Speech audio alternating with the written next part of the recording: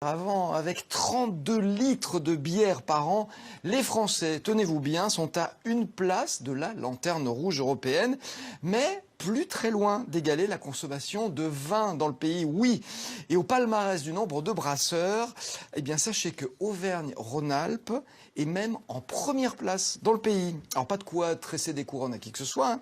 C'est juste un signe d'une évolution d'une filière qui doit faire face, alors paraît-il, à une pénurie de matières premières. Bonjour Nicolas Dumortier. Bonjour. Merci d'être avec nous. Je vous présente en deux mots, en trois mots même. Vous êtes amateur de bière, bon ça c'est important. Vous êtes co-organisateur du festival qui s'appelle Bière Festival, Lyon Bière Festival, je dis dans le bon ordre. Il a eu lieu il y a quelques semaines à peine, hein. Je crois que c'était au mois d'avril, c'est ça? Exactement. C'est la 3e édition. Et puis vous êtes cofondateur aussi d'un site de bière qui s'appelle bieronomie.com. Bieronomie.com. Alors, première question, est-ce que c'est vrai qu'on manque de houblon en France? Est-ce que c'est un bruit qui court? Non, c'est une réalité. En fait, on a une demande exponentielle pour des variétés de houblon très spécifiques. Et effectivement, avec les nouvelles tendances qui sont arrivées sur le marché, on a des brasseurs qui sont de plus en plus gourmands en houblon aromatique. Et bien entendu, on ne peut pas répondre à cette demande. Il faut savoir qu'aujourd'hui, la plupart des variétés de houblon viennent de l'étranger, essentiellement des États-Unis. Et puis d'autres variétés plus spécifiques viennent également de France, notamment d'Alsace, qui est un territoire connu pour la culture du houblon. Donc il va falloir cultiver du houblon, mais ça se cultive peut-être pas n'importe où. Pas n'importe où, effectivement, il y a un climat, il y a un terroir, mais il y a beaucoup d'expérience autour de la culture de houblon et depuis quelques années, même des projets en région Rhône-Alpes avec des variétés de houblon un peu moins amères, mais un peu plus aromatiques. Ouais. Alors c'est une des matières premières pour faire de la bière. Est-ce qu'on peut s'en passer d'ailleurs du houblon? Est-ce qu'on peut mettre autre chose à la place? Alors, dans l'histoire de la bière, bien entendu, il y avait des breuvages sans houblon qui étaient élaborés à partir d'herbes pour aromatiser la bière. Mais bien entendu, depuis maintenant le XVe siècle, le houblon est devenu un ingrédient incontournable de la bière puisqu'il participe, entre autres, à sa conservation, puisque c'est un excellent antioxydant. Et puis, surtout, il participe à la tenue de mousse. Donc, le houblon est indispensable, et d'autant plus que l'essentiel des arômes de la bière provient du houblon et plus précisément des huiles essentielles que renferme cette fleur. Donc crise du houblon, plus de demandes, pas plus d'offres, donc c'est la crise. Il va falloir résoudre ça si les amateurs de bière veulent continuer à en boire. Et j'ajoute une demande importante en houblon bio. Exactement. Oui. Ça suit la tendance actuelle. Quels sont les autres ingrédients pour faire de la bière d'ailleurs? Des céréales indispensables. Alors on brasse la bière essentiellement avec de l'orge, mais aussi on vient brasser la bière avec du blé, de l'épeautre, du seigle. Ouais. Alors soit on malte les céréales, soit on utilise les céréales tout simplement crues. Il faut également des levures, ces petits organismes qui vont transformer petit à petit le sucre si on veut qu'il y ait des en bulles. Alcool, bien entendu.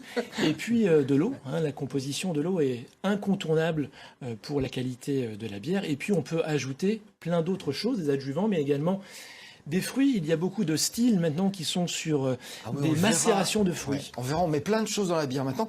Vous me faites penser une chose, quand vous parlez de la qualité de l'eau qui est importante, je crois qu'il y a un brasseur qui va chercher de l'eau dans le lac d'Annecy parce qu'il est très pur, l'eau est très pure. Alors effectivement, on a des brasseries qui s'approvisionnent soit dans des sources, on a par exemple des glaciers, mais également lacs. C'est vrai que c'est devenu un argument aussi commercial et c'est gage aussi de qualité pour une bière artisanale. Alors, quand on parle de bière, c'est vrai que si on cherche les origines, le premier pays qui vient à l'esprit, c'est pas forcément la France. Est-ce que c'est néanmoins dans la culture, j'allais dire, de certaines régions? Est-ce que en France, on brasse depuis longtemps dans certaines régions ou pas? Alors en France, on a un passé brassicole qui a connu certaines évolutions. On comptait des milliers de brasseries avant la Première Guerre mondiale et puis on s'est retrouvé avec un déficit de brasseries dans les années 1970. Et puis petit à petit, on a connu un renouveau brassicole en France avec maintenant plus de 1200 brasseries sur le territoire. Mais on n'est pas le pays qui consomme le plus et qui produit le plus de bière. On a des pays j'ai dit à une place de la lanterne rouge. Exactement, on a des pays étrangers comme les États-Unis qui sont de gros producteurs de bière, mais également de houblon. Et puis on parlait peut-être tout à l'heure de l'Allemagne. L'Allemagne effectivement est un grand grands producteurs de bière et également de Grand houblon. consommateur aussi. Oui, mais les plus grands consommateurs en Europe, si je ne m'abuse, c'est la République tchèque, avec plus d'une centaine de litres par habitant. On n'y penserait pas forcément. Du tout. Le berceau mondial de la bière, c'est Eh ben, on retrouve des traces de bière dans les civilisations anciennes du côté de la Mésopotamie, avec des premières recettes de boissons élaborées à base de céréales, ce qu'on appelait à l'époque le pain liquide. Ouais. Alors, on l'a vu, c'est pas complètement dans notre culture, on s'est bien rattrapé, notamment dans notre région. Je l'ai dit tout à l'heure, il y a 220 brasseurs de bière et ça se développe de plus en plus. Ça veut dire que c'est la demande qui fait l'offre, ou est-ce que c'est l'offre aussi qui peut faire la demande parce qu'on propose de plus en plus de produits originaux et donc ça donne envie aux gens d'y goûter? Effectivement, il y a une croissance exponentielle avec 8500 brasseries en Europe maintenant. C'est une C'est vingtaine énorme. de brasseries qui se créent chaque semaine. C'est vraiment important. Je crois que ce développement accru est tout simplement lié à un changement de consommation. C'est-à-dire que le consommateur maintenant va vers un produit de plus en plus local, mais également un produit qui a un sens, un rapport avec le terroir. Et puis, je crois que dans la brasserie artisanale, on retrouve deux notions essentielles, c'est l'humain et l'artisanat. Et je pense que c'est des notions qui, en tout cas, parlent au grand public. Ouais. Et puis on peut rajouter peut-être la qualité aussi. C'est Éventuellement. C'est indéniable. On est à des années-lumière de ce qu'on a pu connaître avec les industriels, puisqu'on a maintenant des bières très qualitatives qui sont élaborées avec des matières premières principalement biologiques, avec toute une variété de houblons. Et maintenant, on a de nombreux styles. On peut bien entendu avoir une palette riche en termes de saveurs et d'arômes. Écoutez, je vais faire quelque chose. Alors, je vais m'arrêter. Voilà. C'est beau. Regardez. C'est vrai que c'est beau.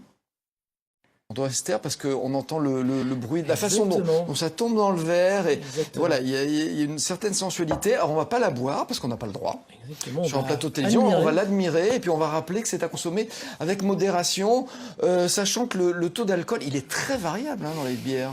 On a des tendances maintenant autour de bières plutôt légères, c'est-à-dire comprises entre 3 et 6 degrés, avec des styles qu'on appelle les Berliner Weisse, qui sont des bières légèrement acidulées, citronnées, des bières très rafraîchissantes.